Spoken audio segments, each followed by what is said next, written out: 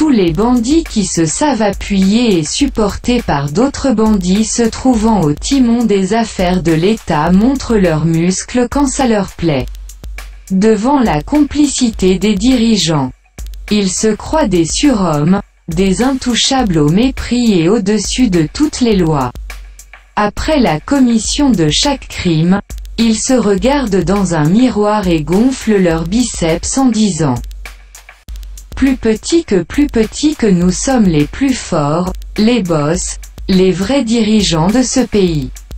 Si Jovenel se croit un après-dieu, nous sommes les dieux, car c'est à nous qu'il doit la survie de son régime.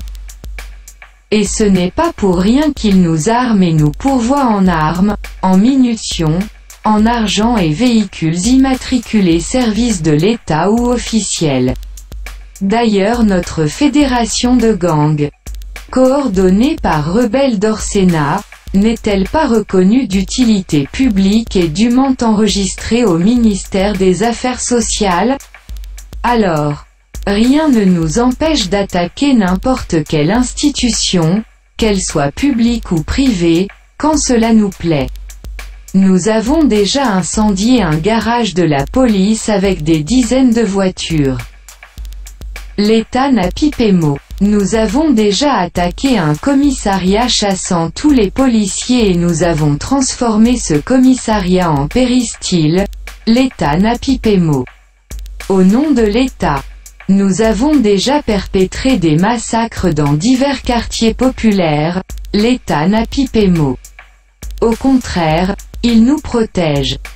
Nous pratiquons le kidnapping et c'est l'État même qui nous fournit des armes et des véhicules de l'État pour accomplir ce sale et rentable boulot.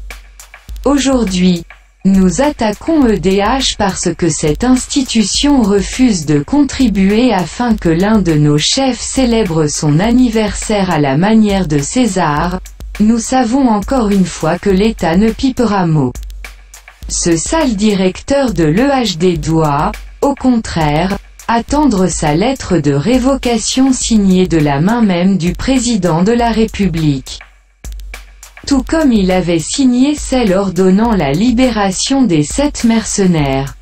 Plus grand que et si Jovenel ne veut pas que nous attaquions le palais national. Il doit continuer à se la fermer et à se comporter en girouette.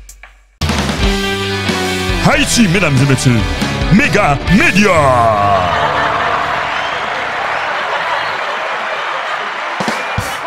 On a les droits.